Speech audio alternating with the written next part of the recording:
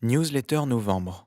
Le 16 octobre, le monde des terres rares a tenu son grand rassemblement, l'ERECON, le European Rare Earths Competency Network. 150 participants se sont ainsi rencontrés à Milan pour parler des terres rares en poursuivant un seul objectif, donner aux acteurs européens et mondiaux un accès durable et sécurisé aux terres rares. Un point a été plus particulièrement discuté, l'importance de la production illégale de terres rares. Pour l'analyste Simon Moores, la tolérance de Pékin pour la production de terres rares illégales est en train de baisser rapidement.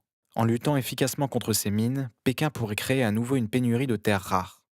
Car rappelez-vous, la production de terres rares illégales pèserait 40% du marché mondial. D'ailleurs, joignant le geste à la parole, Pékin a décidé en octobre d'accélérer sa lutte contre ces mines.